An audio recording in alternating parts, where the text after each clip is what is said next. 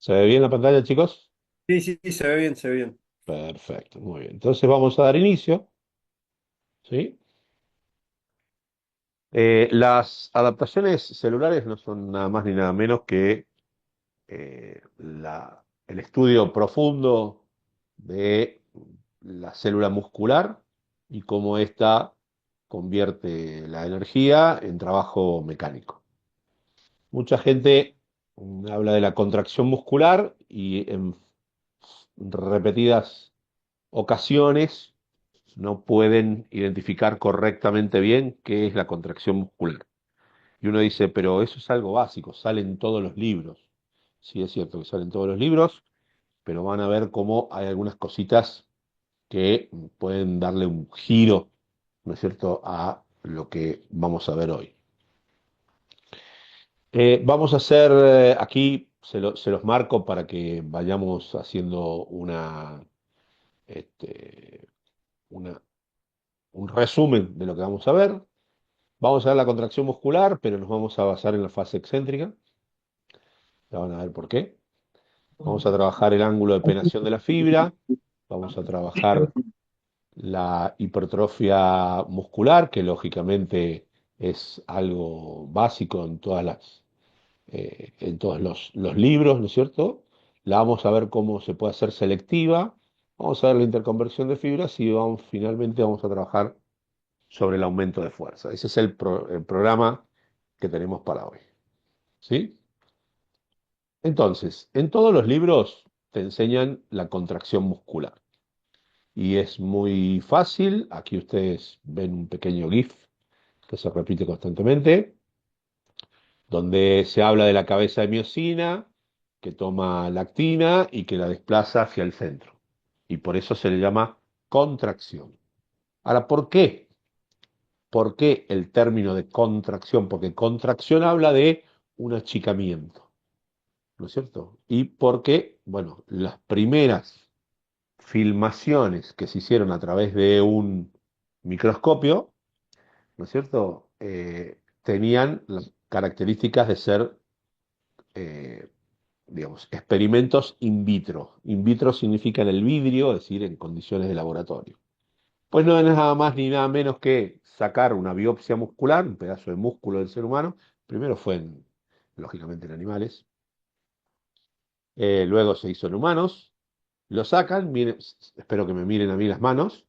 Sacan un pedazo del músculo, lo ponen debajo de un microscopio y le ponen dos electrodos para poder darle actividad eléctrica, porque cuando hacen una biopsia muscular, ustedes de alguna manera desconectan el sistema nervioso del sistema muscular, pero entonces con estos dos electrodos yo les doy una contracción, les doy un shock eléctrico, y el músculo lo único que puede hacer es un acortamiento. Es decir, no puede hacer una contracción donde los discos Z se alejen, digamos. Eso quiere decir que las primeras contracciones tuvieron la característica de concéntrica, pero si ustedes ven el video aquí, ¿sí? Perdón. Opa. Si ustedes ven el video aquí, ay, vamos a sacar esto entonces.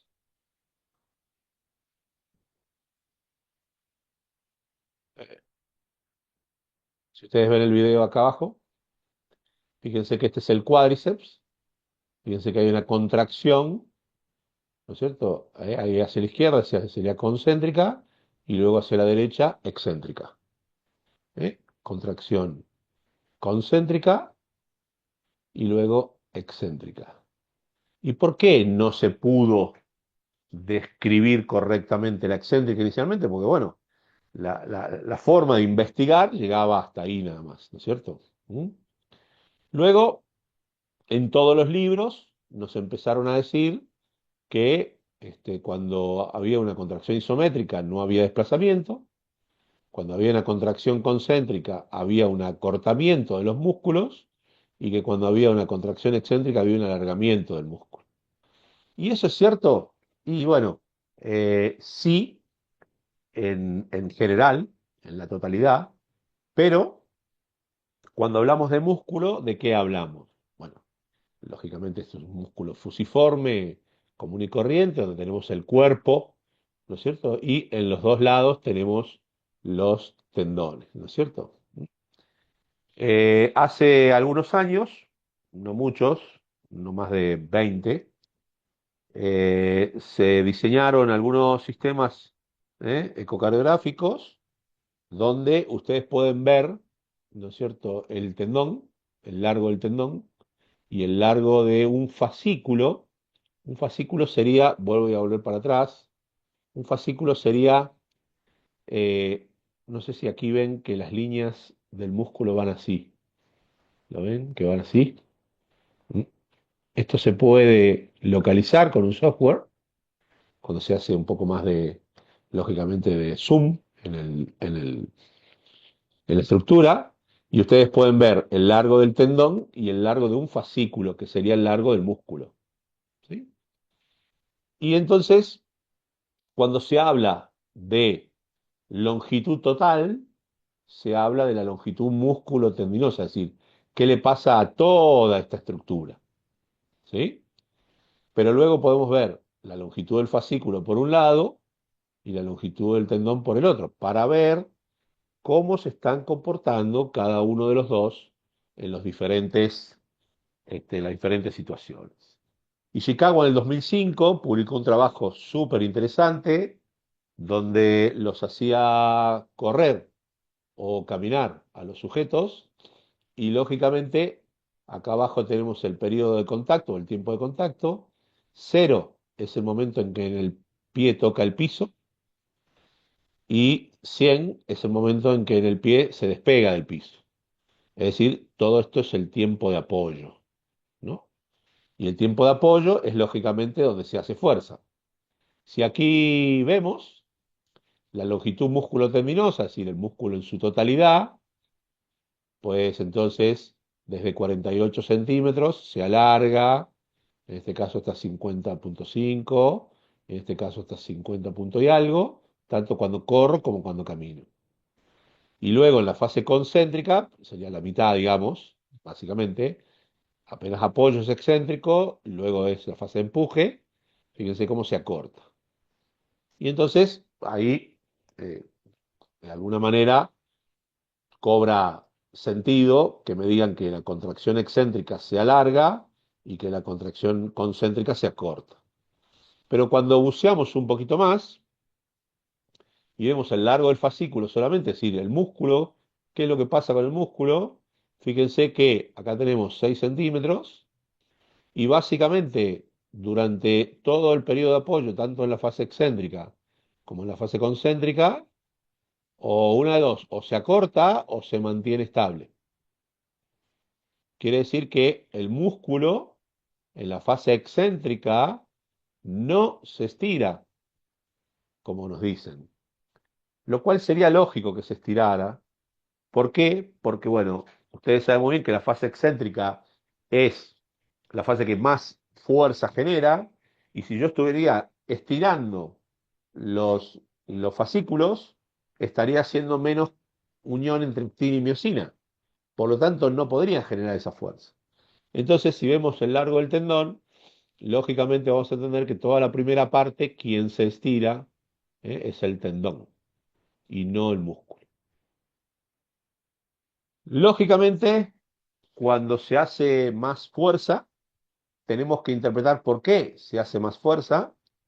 Nishikawa, fíjense, hace un poquito más de una década, publicó un trabajo muy interesante, una teoría que si bien todavía no tiene video, es la única forma de explicación del fenómeno.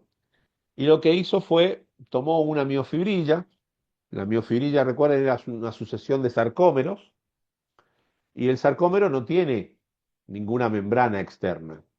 ¿Eh? La membrana está pura y exclusivamente cuando, este, o se observa cuando está la fibra completa. Pero si yo saco una sola miofibrilla de adentro, técnica que hoy se puede hacer, encontró que cuando, si me miran aquí en la pantalla, yo tengo la miofibrilla, la anclo aquí y aquí le aplico una fuerza, ¿no es cierto?, para estirarla. Y entonces yo saco la biopsia, saco la biofibrilla, estiro, ¿no es cierto? Y aplico una cierta cantidad de fuerza. Resulta ser que cuando la estiro, pero antes le pongo calcio, cuando se le agrega calcio, resulta ser que yo quiero estirarla y tengo que hacer muchísimo más fuerza. Y entonces, acá nos preguntamos, ¿cómo es que está pasando esto? Si está haciendo más fuerza, es porque la miosina, las cabezas de miosina, se unieron a la actina con el calcio. Eso no se puede hacer, y ustedes saben muy bien por qué. Porque, bueno, se necesita la información eléctrica del sistema neural. Pero sí existe una proteína que se llama titina, ¿no es cierto? Que va desde el miofilamento grueso hasta el disco Z y que bajo ciertas condiciones, ¿no es cierto? Tiene tres estructuras notables ahí, el tándem, el N2A y el PBK. Cuando ustedes le ponen calcio, entonces lo que propone Nishikawa, que está bastante aceptado hoy, es que esa proteína esférica, llamada N2A, se une a la actina y entonces une la miosina con la actina sin necesidad de que haya un estímulo eléctrico. Sin necesidad de que haya un estímulo eléctrico. ¿Qué quiere decir eso? También se pueden unir los discos Z en presencia de calcio. Sí, pero ya había calcio antes. Es decir, que si yo le estoy tirando más calcio, ese es el fenómeno que genera el sistema neural, ¿no es cierto? Entonces, lógicamente, la fase excéntrica del movimiento genera tantos niveles de fuerza debido a estas condiciones del funcionamiento. ¿Mm? Muy bien. Cuando nosotros comenzamos a entrenar gente, lógicamente muchas veces nos van a buscar con el objetivo de generar hipertrofia muscular. ¿Sí? La hipertrofia muscular, ¿no es cierto?, es un sinónimo de salud, es un sinónimo de estética, es un sinónimo de capacidad de generar cosas. ¿Sí? Cuando nosotros hablamos de la hipertrofia, en general, y yo veo profesores que lo hacen, ¿no es cierto? Yo hace muchísimos años que no lo hago más, muestran la hipertrofia, ¿sí?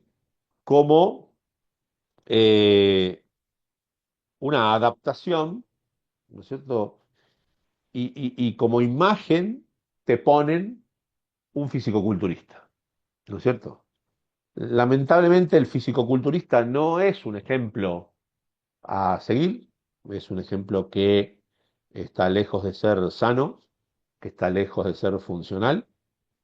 Ustedes saben muy bien que esos niveles solo se logran utilizando drogas prohibidas y que durante este proceso hubo gente que empezó a proponer y a decir que existían diferentes formas de generar el aumento de la célula muscular.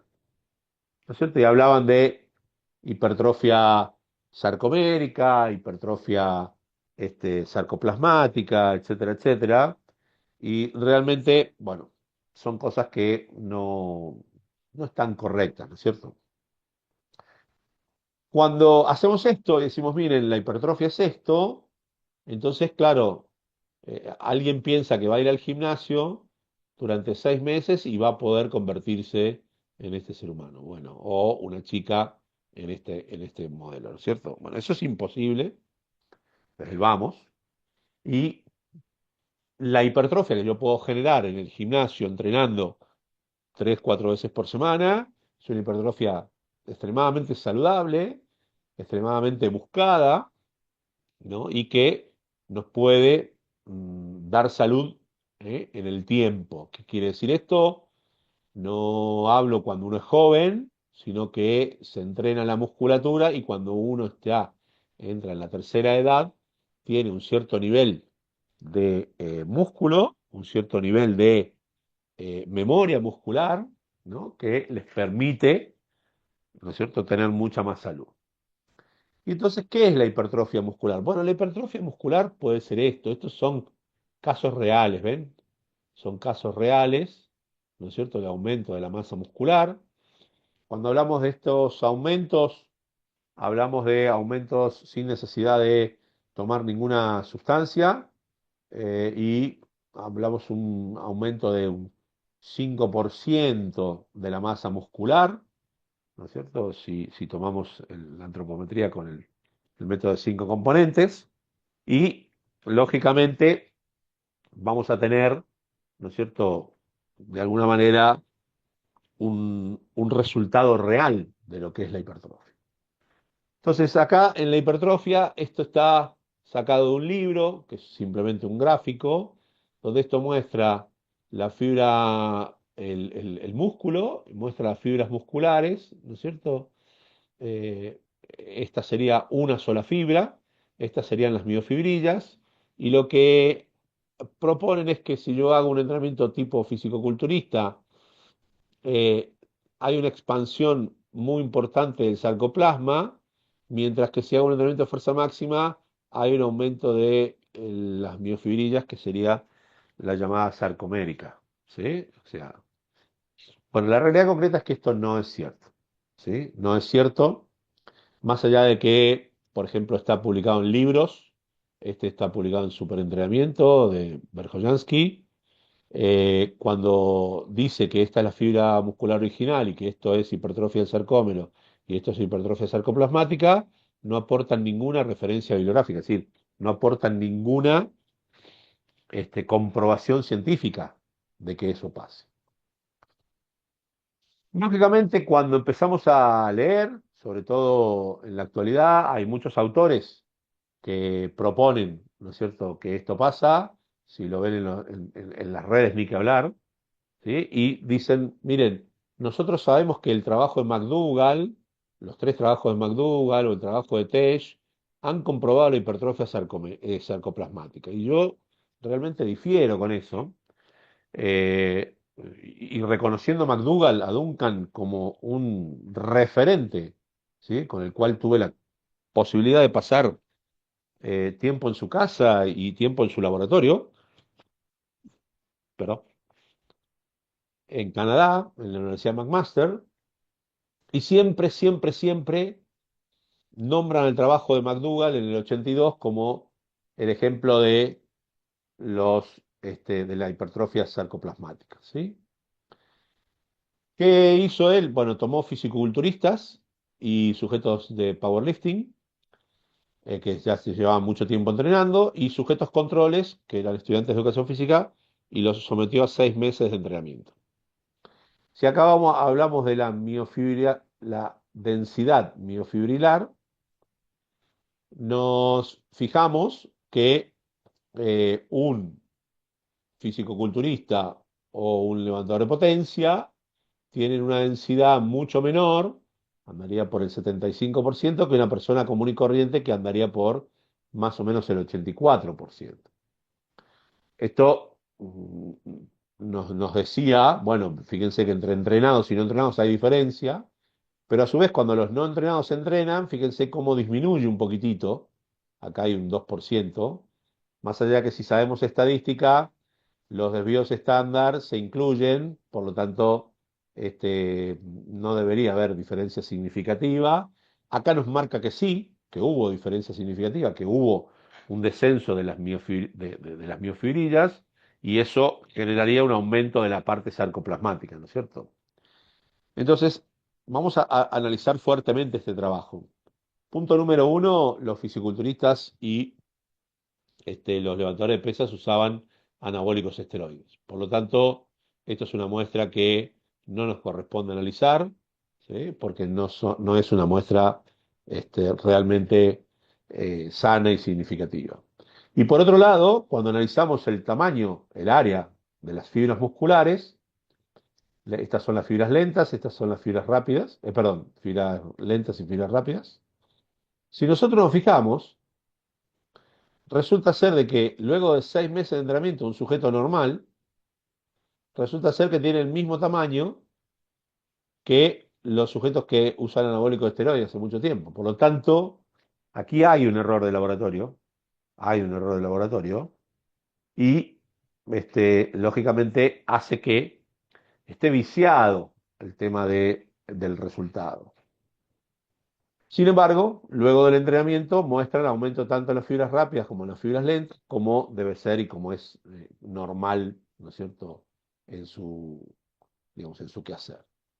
Y las fibras lentas de un sujeto no entrenado, pre-training, un sujeto estudiante de educación física, tiene las fibras lentas igual que un fisicoculturista. Por lo tanto, evidentemente aquí hay un error de laboratorio.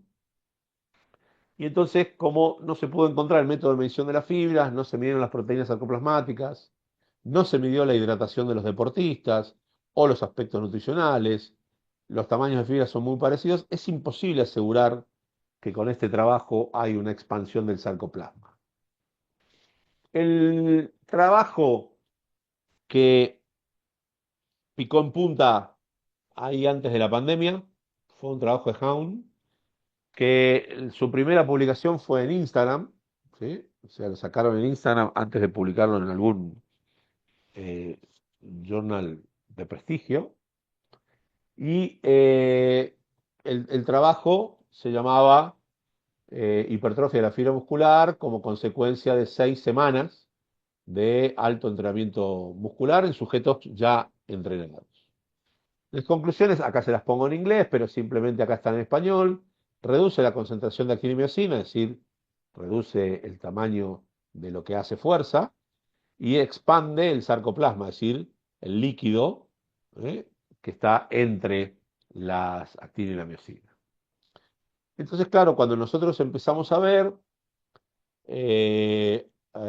digamos, el trabajo de investigación, eran sujetos que entrenaban en forma recreacional, 5 años de entrenamiento, capacidad de realizar 1,5 en la media sentadilla, es decir, un sujeto fuerte, y luego de 6 semanas de entrenamiento se evaluó la fuerza, el tamaño en el vasto lateral.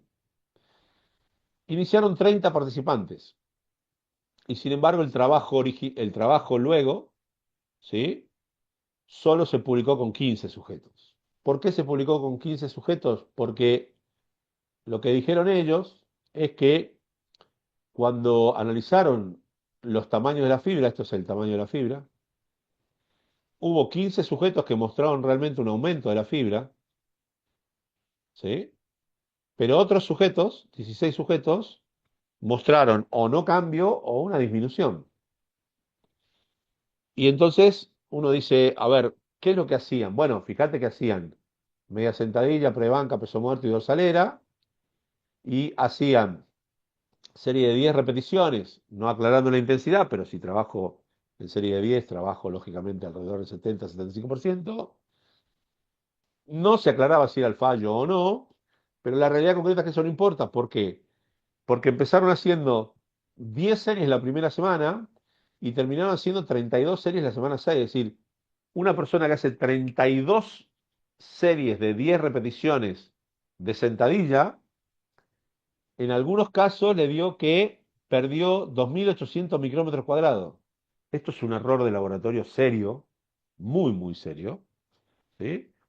Tan serio fue que yo le escribí al autor, a Hound, y le dije, le pregunté por digamos, estos datos tan llamativos, y me dijo que sí, que podía haber habido algunos errores de laboratorio, y que en realidad, digamos, esto hace que el trabajo esté un poco viciado, ¿no es cierto?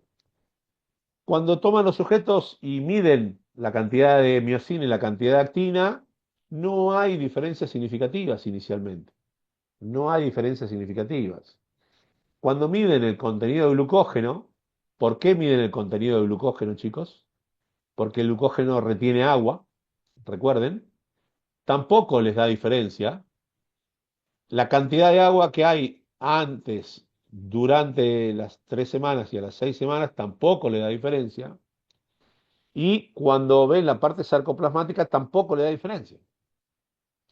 Acá podría estar terminado el trabajo. Sin embargo, ellos dicen que para el análisis de la densidad utilizaron una técnica llamada coloración por faloidina y que en 11 de los 15 sujetos, que no sabemos por qué, utilizaron esta cuestión, que es una tinción en verde aquí, y que esto marcaría, ¿no es cierto?, que, no sé si ven que acá las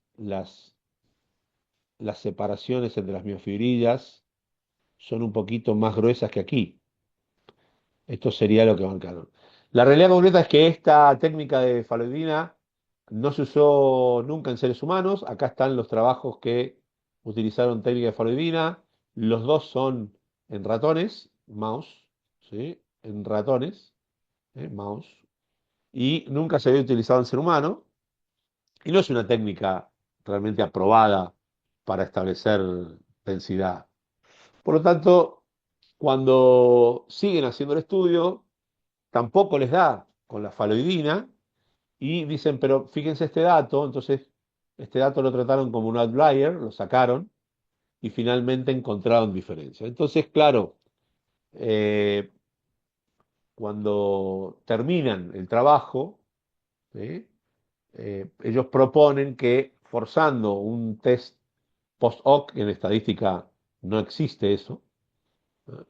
Encuentran realmente una modificación. Ahora bien, ¿por qué si existe una expansión del sarcoplasma, no encontramos esto? Este es un trabajo tradicional de 1985, publicado por Olway, y McDougall como segundo autor, donde acá tenemos una estructura muscular, ¿cierto? La estructura muscular es o contiene en sus estructuras grandes, ¿no es cierto?, algunas gotitas de grasa, que no van más allá del 1%, algunas mitocondrias, que llegan alrededor de 9%, y luego todo esto que ustedes ven aquí, toda esta estructura, esto es la miofibrilla, y esto sería los cortes de las actinas y la miosina.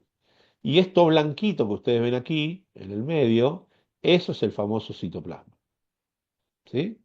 Entonces, esto es una biopsia muscular, una fotografía de un músculo de un ser humano común y corriente.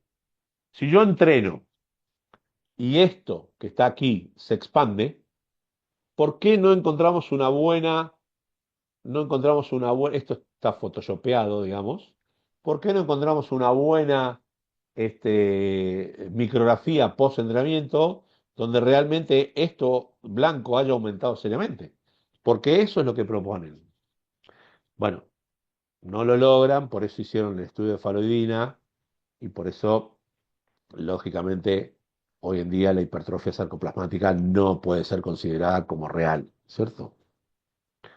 Wang, ya en el año 93, 20 y pico años antes, había comprobado que mujeres, antes y después del entrenamiento, aumentaban todos los tipos de fibras, pero que cuando consideraban los miofilamentos, el espacio que es el sarcoplasma, las gotitas de grasa y las mitocondrias, cuando lo ponen en porcentajes, ¿sí?, en volumen relativo, fíjense que de los miofilamentos, hagamos un promedio aquí, ¿sí?, de todos los tipos de fibras, supongamos que estamos en 83%, ¿no? Y aquí, luego de, fíjense, no quiero 20 semanas de entrenamiento, no fueron 6, fueron 20 semanas de entrenamiento, fueron 24 estudiantes mujeres que eran no entrenadas, con 20 semanas de entrenamiento, tienen que haber respondido con un aumento del tamaño importante, y acá está el aumento del tamaño.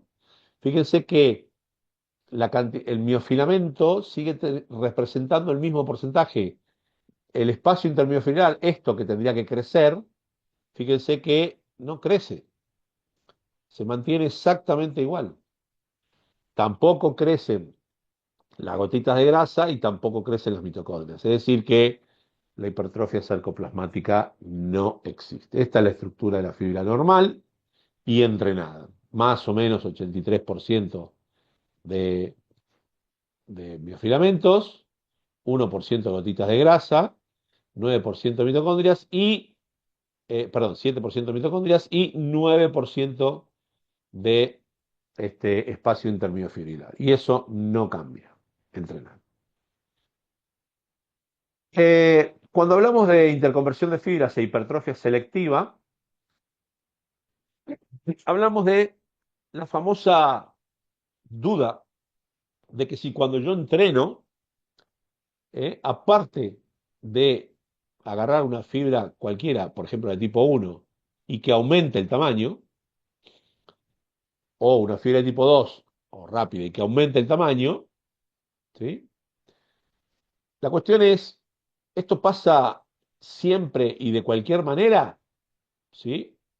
Bueno, no. ¿Por qué no pasa de cualquier manera?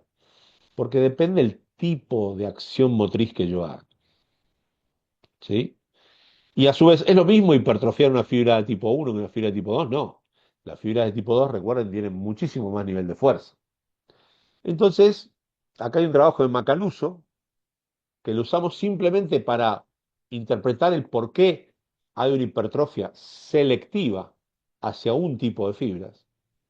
Lo que hizo el sujeto fue tomar, bueno, 8 sujetos sedentarios, hizo 10 series de 10 repeticiones de saltos verticales, esto es un protocolo para generar dolor, hizo biopsias, ¿no es cierto? Y analizó la percepción del dolor. Esto se los dejo para después. Hay algunas diapositivas que yo se las paso rápido porque realmente después ustedes la pueden leer y pueden sacarle la información que no es difícil. Este es el método de clasificación de las fibras que se utilizó, fue el método de Prince. Y fíjate aquí, cuando una persona hace saltos, que es un gesto balístico explosivo, ¿sí? Fíjense que nosotros tenemos de que de 155 fibras dañadas, 117 fueron rápidas. Es decir, que el mayor porcentaje de rompimiento se dio en las fibras rápidas. Y eso es por el tipo de acción que nosotros hacemos. Quiere decir que si yo hago gestos balísticos explosivos, voy a tender a aumentar el tamaño de las fibras rápidas, mientras que si yo hago el entrenamiento de fisicoculturista tradicional, ¿no es cierto? Voy a tender a, digamos, a hipertrofiar más las fibras lentas en porcentaje, ¿no es cierto? Si ustedes ven aquí, es un famoso trabajo de Tesh, donde acá midieron el deltoides y acá midieron el vasto lateral, o sea, brazos y piernas, podríamos decir. Y acá vemos el tamaño de las fibras rápidas y vemos como un levantador de pesas. Tiene fibras rápidas muy grandes tanto en el hombro como en el cuádriceps, ¿sí? Comparado con otros tipos que también hacen altos niveles de fuerza, como por ejemplo en la lucha, ¿sí? Y eso es por la utilización. Y si ustedes se fijan en las fibras lentas, un levantador de pesas, que es el cuadrado, tiene el tamaño de las fibras lentas casi como un sujeto control, y el maratonista es el sujeto que más fibras, el tamaño de las fibras lentas tiene en el cuádriceps. Esto es porque el tipo de acción que hacen. Entonces existe una tendencia en la posibilidad de generar más hipertrofia en un lado que en el otro. Sí, hay una tendencia. ¿Qué quiere decir esto? Que cuando nosotros observamos un deportista y vemos un sujeto que no tiene mucho músculo, no tiene mucho tamaño de músculo, pero es muy potente, significa que acá estamos hablando pura y exclusivamente de la célula muscular. Ya vamos a hablar del sistema nervioso que también funciona distinto. Pero tiene una alta capacidad de poner a funcionar y de hipertrofiar las fibras rápidas. Entonces, en ese contexto, puede generar lógicamente un mayor nivel de potencia. ¿Para qué decimos esto? Para que si ustedes van a aplicar trabajos de entrenamiento, eh, ustedes pueden analizar, por ejemplo, algunas tendencias. ¿Por qué el CrossFit y previamente el trabajo funcional se volvieron tan populares en la sociedad. Porque el entrenamiento de gimnasio típico es un trabajo lento, es un trabajo de serie, pausa, serie, pausa, serie, pausa, un trabajo tradicional y donde en general uno hace series de 8 a 12 repeticiones y entonces tenemos una tendencia, ¿no es cierto?, a exagerar la hipertrofia de las fibras lentas. Sin embargo, eso hace que no te pongas muy potente y de hecho es la historia tradicional de un deportista mandado al gimnasio a entrenar como un sujeto, como un fisicoculturista y pierde potencia.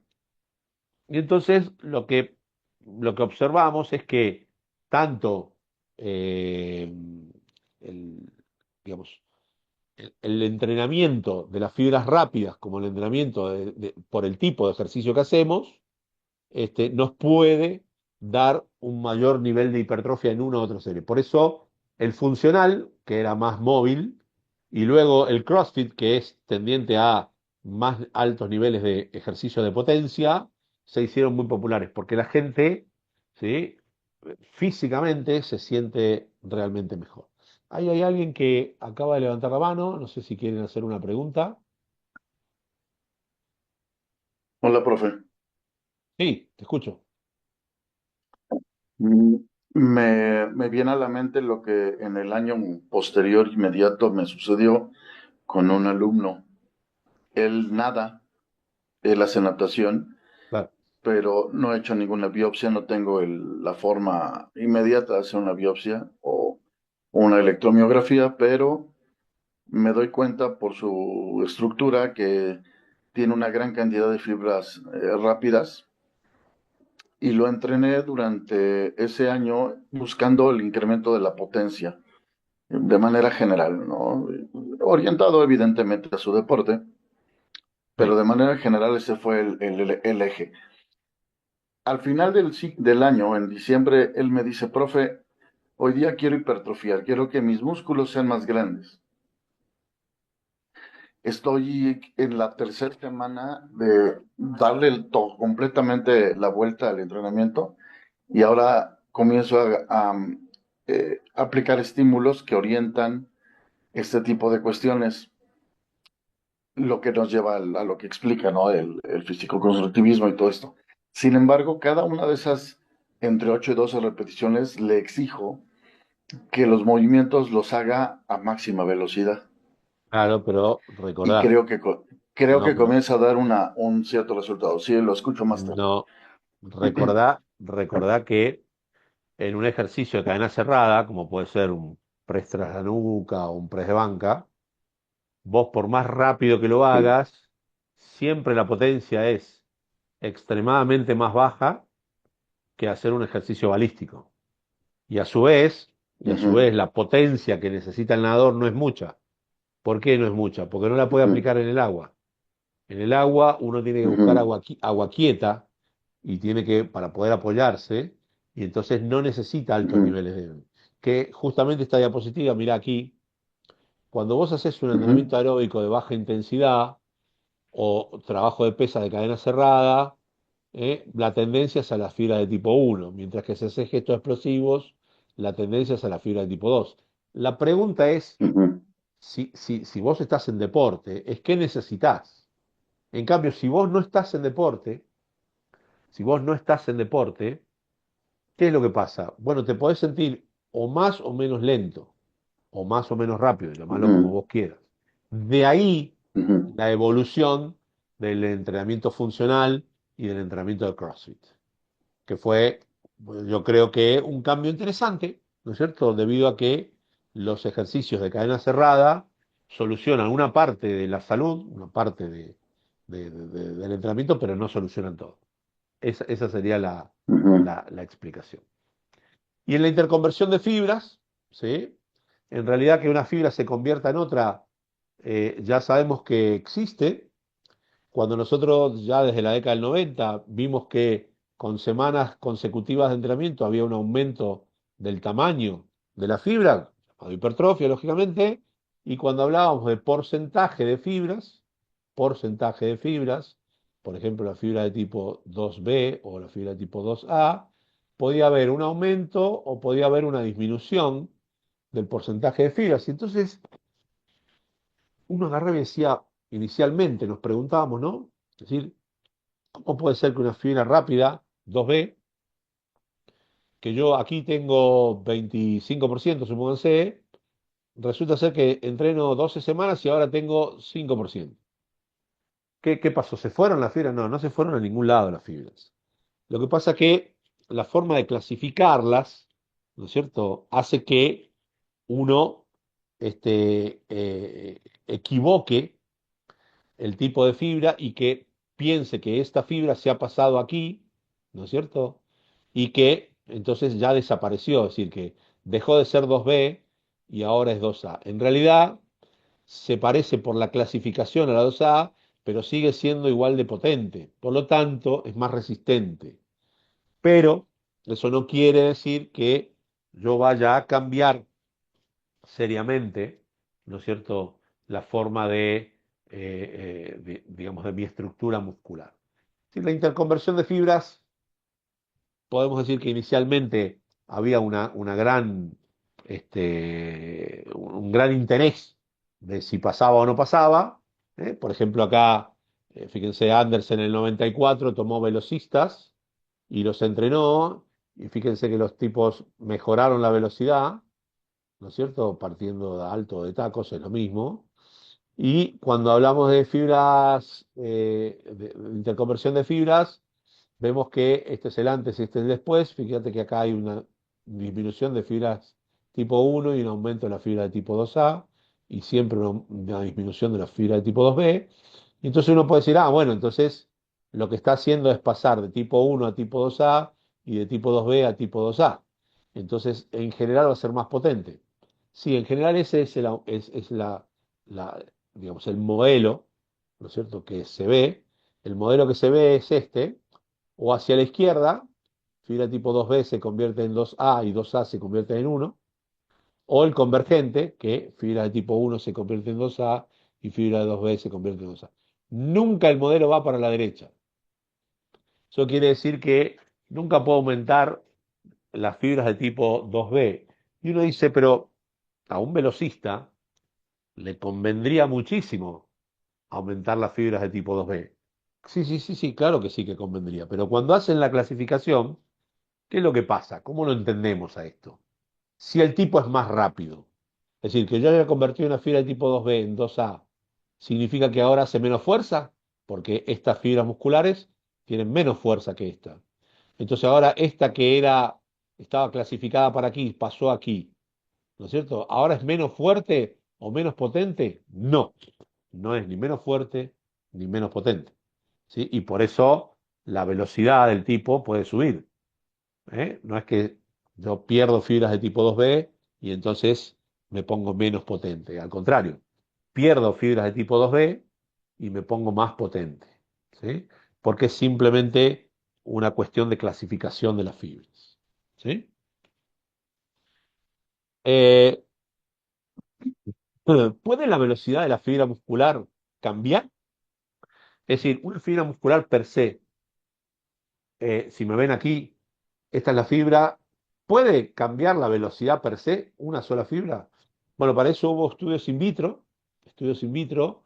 En general, los estudios in vitro significa que se hacen en condiciones de laboratorio, es decir, que la excitación de la fibra no la está generando el sistema neural, sino la está generando, ¿no es cierto?, un sistema eléctrico externo.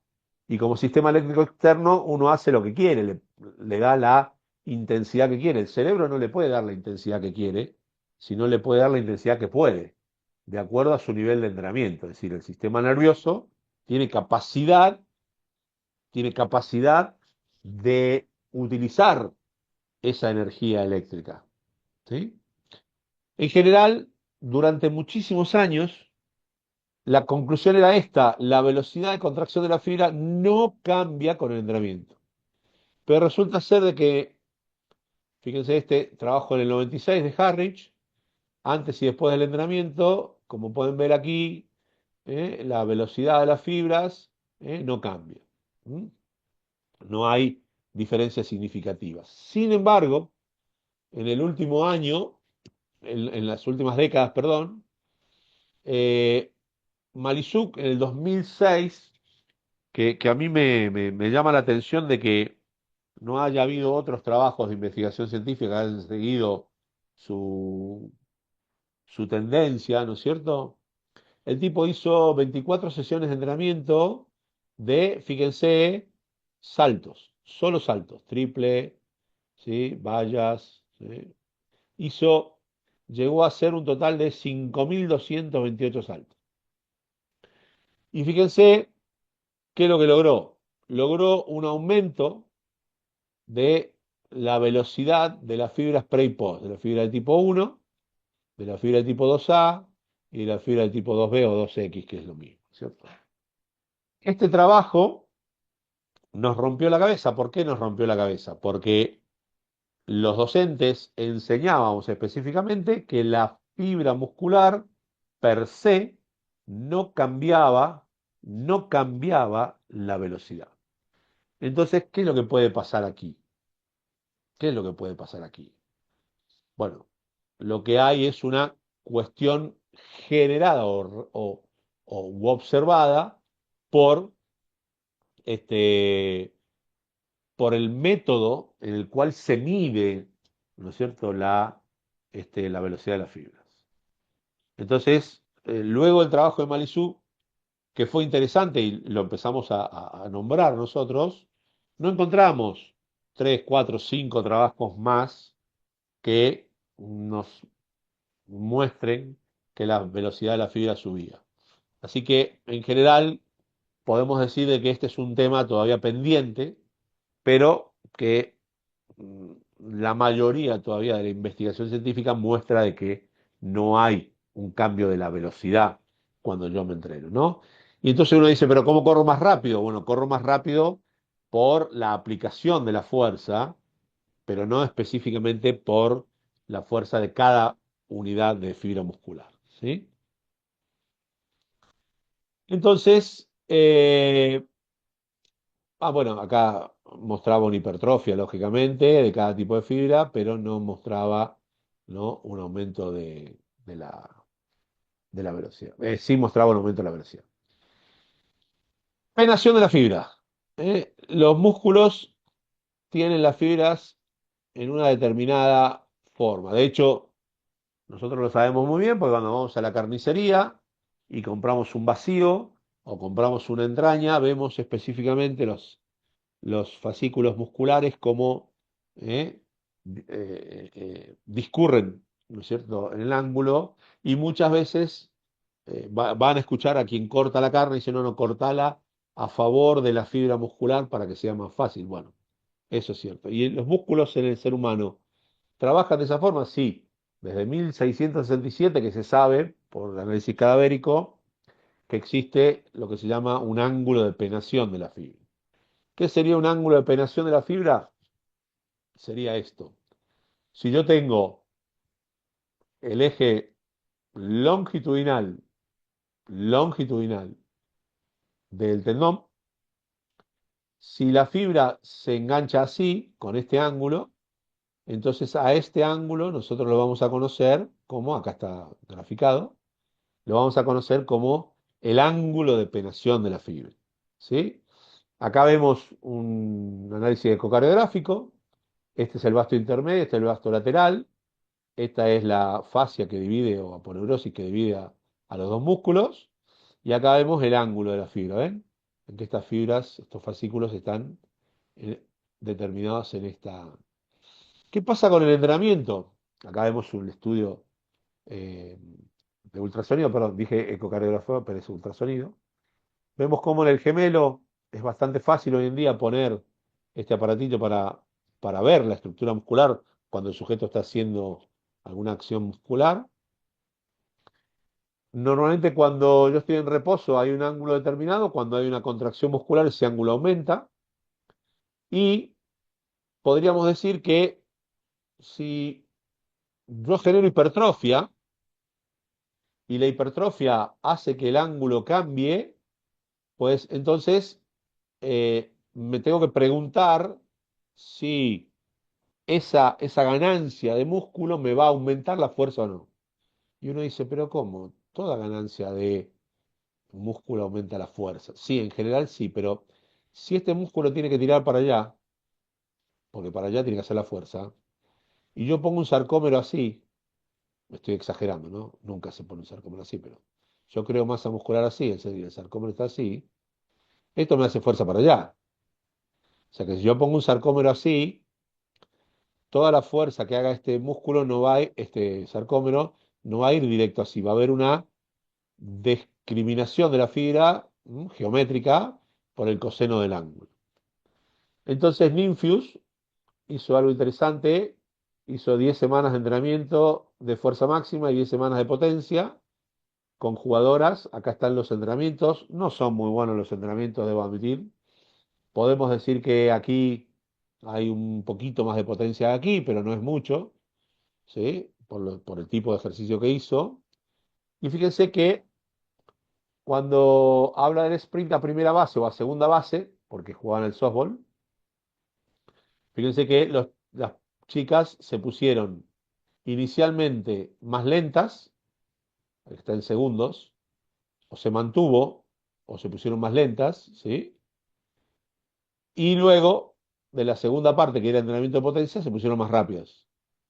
3:27, 3:21. Entonces, ¿qué pasó aquí? ¿No es cierto? ¿Qué pasó aquí? Cuando analizamos el ángulo, ¿no es cierto? Vemos como primero el ángulo crece y luego el ángulo disminuye. Y entonces, ¿cuál es la pregunta que nos hacemos acá? ¿El tipo de entrenamiento que yo hago puede generar una hipertrofia muscular, ¿no es cierto?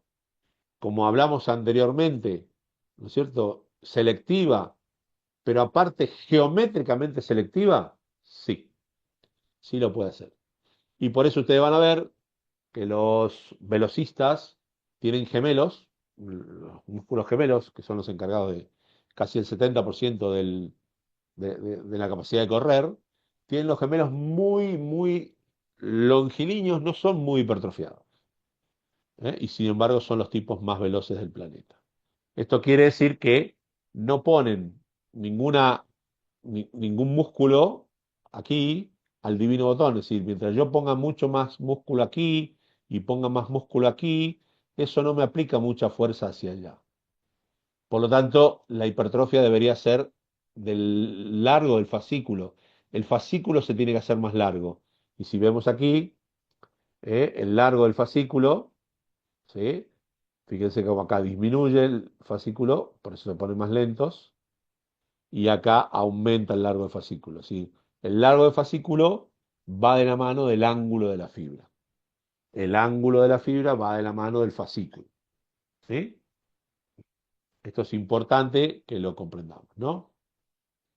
Y a modo transversal, si quieren, y tomo, no sé, el gemelo lateral, el gemelo medial o el vasto, y comparo velocistas con sujetos no entrenados, vamos a ver que siempre, ¿no es cierto?, hay una mayor longitud, ¿no es cierto?, en los músculos que los sujetos no entrenados. ¿Eh? Eso quiere decir que se observa por el tipo de entrenamiento, ¿no? Y para ir terminando, vamos a hablar del aumento de la fuerza. Campos en el 2002 es el referente de esto. Hizo 8 semanas de entrenamiento. Hizo 8 semanas de entrenamiento con sujetos no entrenados. Los entrenó en 3 grupos, ¿sí?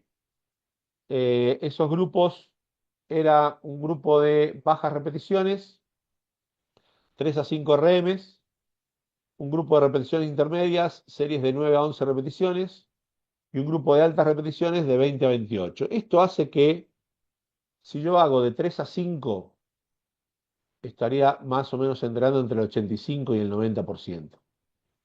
Si yo entreno de 9 a 11, estaría entrenando más o menos 70, 75%. Y si entreno de 20 a 20 y algo, estaría entrenando con el 60% o menos. Y entonces, ¿qué pasó con el aumento de la fuerza de estos 3 grupos? Bueno, lógicamente el entrenamiento de más alta intensidad es el que logra un mayor aumento de fuerza y por eso se lo llama típico entrenamiento de fuerza máxima. A este se lo llama típico entrenamiento de hipertrofia muscular y a este se lo llama típico entrenamiento de resistencia muscular. Entonces, si vemos aquí, la mayor ganancia de fuerza la tenemos con intensidades muy altas. Con intensidades intermedias tenemos un 60%, mientras que con bajas intensidades o muchas repeticiones tenemos la menor ganancia. Entonces, la pregunta es la siguiente. Esto me queda claro y está súper recontraentendible, pero ¿qué es lo que pasa con la hipertrofia? ¿Siempre hay hipertrofia muscular? Bueno, esta es nuestra respuesta. Es una respuesta fotográfica y una respuesta básicamente empírica, ¿no es cierto? Acá tenemos a Pirros Dimas. Pirros Dimas fue el mejor levantador de pesa de la historia. ¿Por qué? Porque, bueno, en Barcelona, en Atlanta y en Sydney sacó oro y en Atenas sacó bronce, o sea, hizo 16 años de podio olímpico. Siempre pesó lo mismo, más o menos entre 82 y 85 kilos. Y si ustedes lo ven, la estructura, ¿no es cierto? Es un tipo que entrenó 16 años con entrenamientos de altísima intensidad y no aumentó la hipertrofia muscular. Lógicamente, la hipertrofia muscular ya estaba ganada previo a estos torneos, ¿sí? Pero ¿a qué hacemos diferencia? ¿A qué hacemos, eh, digamos, o qué tratamos de decir aquí? Hay gente que dice, bueno, vamos a empezar la temporada y porque en la periodización alguien dijo que vamos a hacer, que es necesario hacer hipertrofia al comienzo, ¿sí? Adaptación anatómica lo llaman. Y yo digo, no entiendo, ¿por qué hacen adaptación anatómica? Si en realidad la parte de la masa libre de grasa o los músculos en jugadores de rugby lo que hace es, durante la temporada hay una tendencia a la pérdida y cuando luego hago la pretemporada hay una tendencia a ganar exactamente lo mismo que tenía antes. Es decir, no hay una hipertrofia real ganada. Y entonces, ¿cómo explicamos esto? Bueno, lo explicamos aquí, ¿no es cierto? Cuando yo aumento de tamaño en las fibras musculares, ¿no es cierto? Si yo, hay mucha diferencia entre utilizar intensidades altas o intensidades intermedias, porque un levantador de pesas utiliza intensidades altas, altas. Nunca utiliza repeticiones intermedias, jamás, este sujeto jamás hace series de a 10 de nada, ni de 8 ni de 6. Lo máximo que puede hacer es 5. ¿Sí? Entonces la pregunta es la siguiente, ¿qué es lo que me conviene para hacer hipertrofia muscular? Bueno, la realidad concreta es que conviene una mezcla de las dos intensidades, intensidades moderadas e intensidades altas, porque las intensidades altas reclutan más las fibras rápidas. Y eso es lo que vamos a ver en la próxima charla cuando analicemos la parte de lo que se denomina el sistema neural. Entonces, todo esto va a llegar, ¿no es cierto?, a digamos, una finalización del entendimiento de qué tipo de estímulo tengo que dar para conseguir qué objetivo. Entonces, cuando uno va al gimnasio y dice, che, profe, yo estoy haciendo esto, ¿está bien? Y te tiran un entrenamiento, ¿no? Y por ahí la gente se tira a criticar el entrenamiento o a hacer una opinión sobre el entrenamiento sin preguntar primero cuál es el objetivo que quiere. Porque habrán visto ustedes que de acuerdo al tipo de entrenamiento que hago, que de acuerdo a la intensidad que hago, ¿sí? Consigo diferentes cosas. Entonces la pregunta es la siguiente. Antes de opinar sobre un programa de entrenamiento, pregunten el objetivo, porque el objetivo es lo que te va a dar la capacidad de poder responder correctamente. Sí, mire, yo quiero ganar máxima potencia. Bueno, máxima potencia de qué? Y yo quiero correr porque yo estoy jugando al básquet, que esto, que lo otro. Bueno, entonces analizás el programa de entrenamiento. Y resulta que son todos ejercicios de cadena cerrada y son todos ejercicios, ¿cómo se llama? De 8 a 12 repeticiones. Bueno, no decimos que eso va a ser malo para el deporte, pero que realmente hay entrenamientos que serían mejores para obtener lo que está pidiendo el sujeto. ¿Mm? Esto lo digo ¿por qué? Porque, bueno, cada día más, ¿no es cierto? Hay gente que va al gimnasio y se autoentrena. Entonces, como no pasó por el estudio que están pasando ustedes ahora, pues entonces, lógicamente, piensan que hacer cualquier peso con cualquier organización de series y repeticiones, o inclusive el tipo de ejercicio, genera mejorías. Y en general sí genera mejorías, pero mejorías generales y no específicas. ¿Sí? Entonces, bueno, con esto era lo que yo les quería... eh, uy, acá se me fue la diapositiva. Era lo que les quería presentar, así que vamos a dejar un tiempo para preguntas, ¿sí?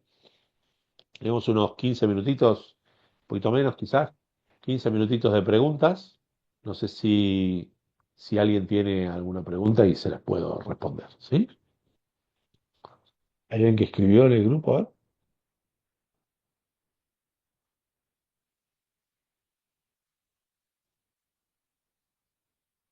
Ah, bueno, se retiró. Muy bien, escucho preguntas. Profe, Sí.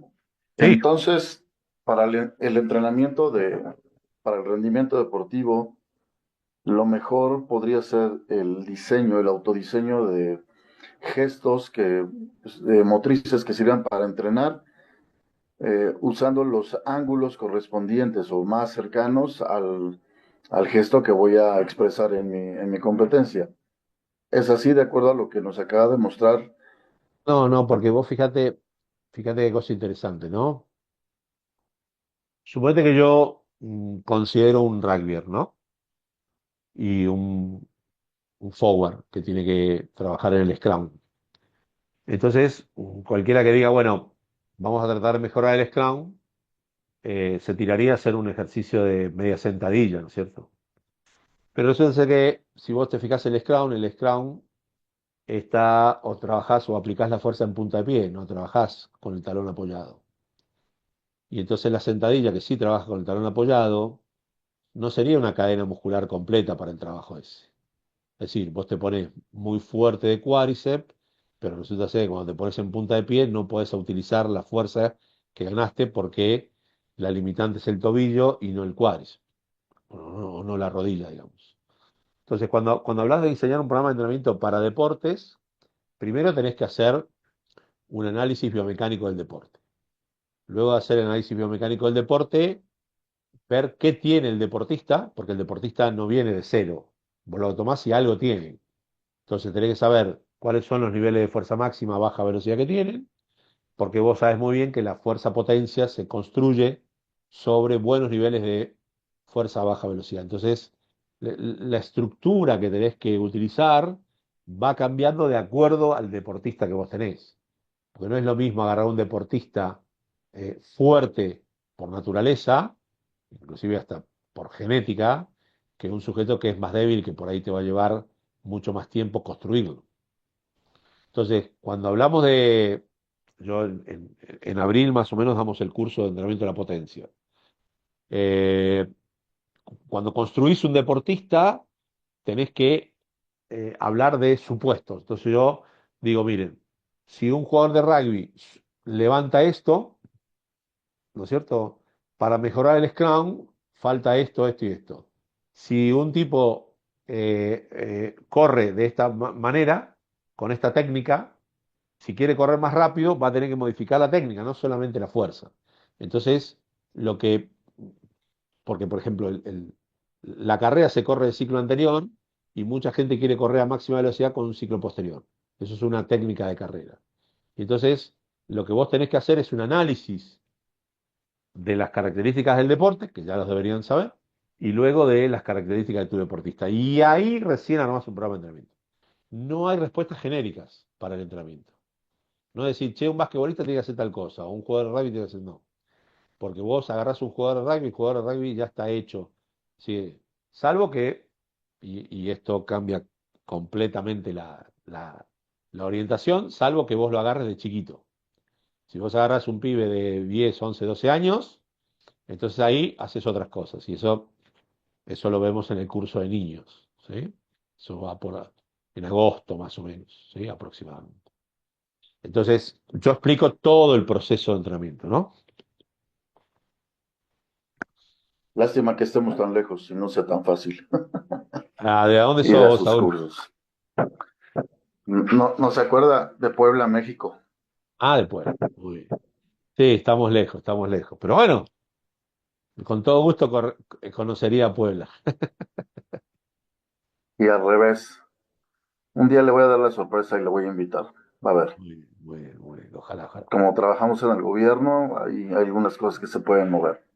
Genial. ¿Alguien tiene alguna otra pregunta? Perdón, voy a enchufar la computadora.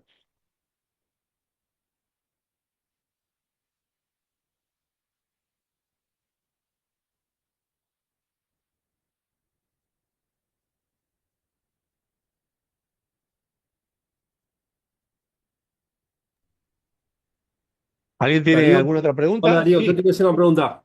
¿Cómo andas, Eufemio, ¿cómo Darío? le va? Tanto Bien, ¿vos tiempo. cómo estás? Tanto tiempo.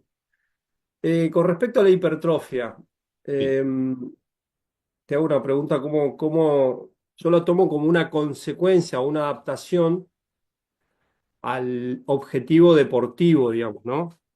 No como un fin en sí mismo, que es un poco claro, exacto. la discusión que tengo con mucha gente, ¿no? Que yo quiero hipertrofiar porque, no sé, juego al básquet de pivo. Entonces la pregunta Sí, es, ¿vos qué querés sí, jugar? ¿Mejor al básquet, ser más rápido, más potente o querés ser más grande? No, porque, bueno, y te explica, te dan toda una explicación. Entonces, lo que yo hago es, como dijiste vos, analizar el deporte, analizar las características del jugador y orientarlo a que mejore sus capacidades, digamos, deportivas y como consecuencia de eso se va a hipertrofiar.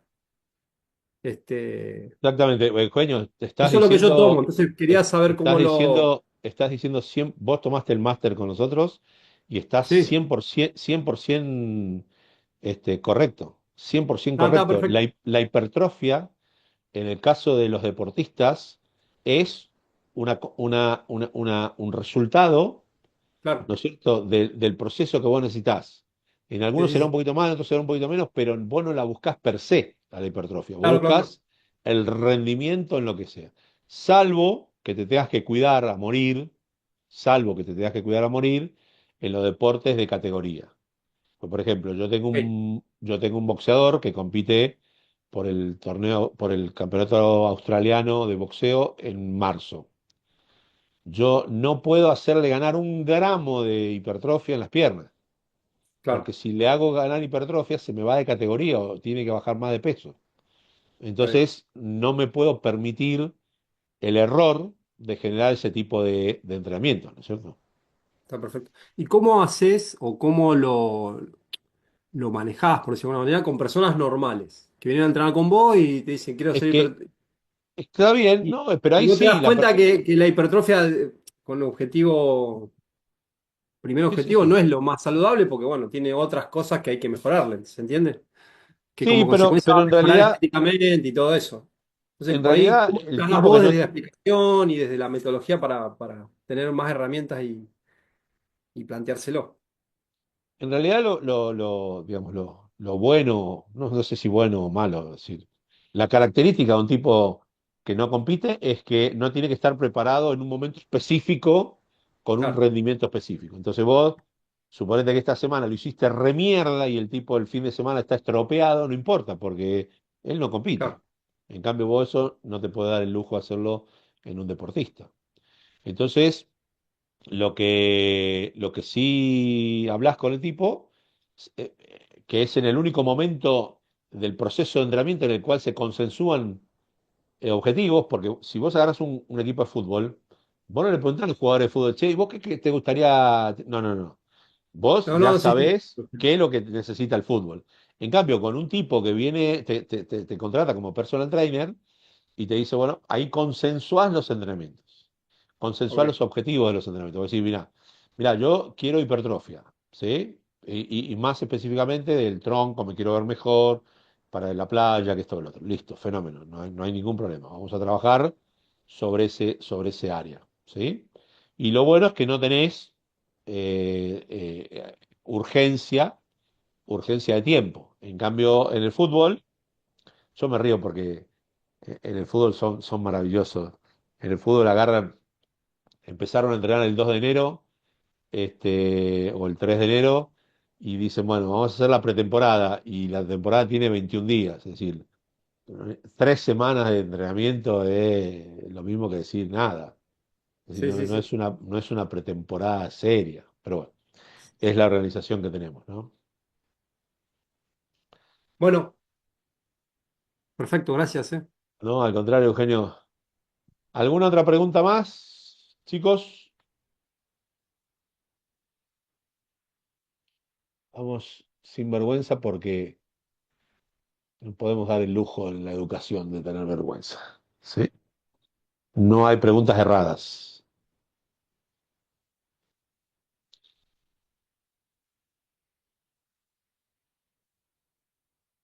Muchas preguntas, vamos.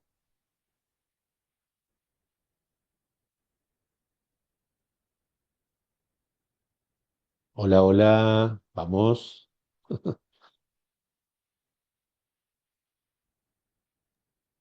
Pues si no se animan, ahí voy de nuevo. Vamos, Saúl, de nuevo, lo escucho, lo escucho. Ah, nada, de todas maneras, quisiera preguntarle, profe, si usted entiende la base de un entrenamiento de temporada de fuerza, metiéndolos al gimnasio. Sí, Es decir, utilizar todos las herramientas, los movimientos eh, olímpicos y divididos en diferentes movimientos como la base para hacer la fuerza de la temporada y prácticamente de cualquier deporte que nos exija rendimiento. sí. Bueno, Entonces, sí. ajá, ¿Cuál sería la pregunta no, específica? esa, si realmente es esa la mejor metodología de coger los Bueno, ejercicios de gimnasio básicos es, para es comenzar. buena, es buena la pregunta. Si yo tengo un jugador de rugby y vos viste lo que es un mall o un rack, ¿no es cierto? La realidad concreta es si yo estamos en un mall, ¿sí? Y estamos empujando, el equipo contrario intenta de que yo no empuje bien y me mueve el centro de apoyo para que yo no empuje. O sea que yo puedo hacer una sentadilla, puedo hacer una sentadilla en punta de pies, ¿no es cierto? O puedo hacer algo, pero lo hago solo en un eje, solo ¿cómo se llama? En una distancia determinada. En cambio, resulta ser que cuando vamos al deporte, esos ejes cambian constantemente. Y por eso muchas veces agarramos y decimos, bueno, en vez de hacer sentadillas, vamos a hacer empuje de trineo, o vamos a hacer tracción con el carrito, o vamos a hacer utilización de la cubierta pesada. O sea, vamos a aplicar fuerza en ángulos, ¿no es cierto?, distintos que me permitan estar más preparado. Sí, sí lo hacemos eso, ¿sí? Sí, claro que sí. Gracias, profe. Perfecto, son las 10:15 acá en la Argentina, así que vamos a cortar. Voy a cortar ahora la grabación.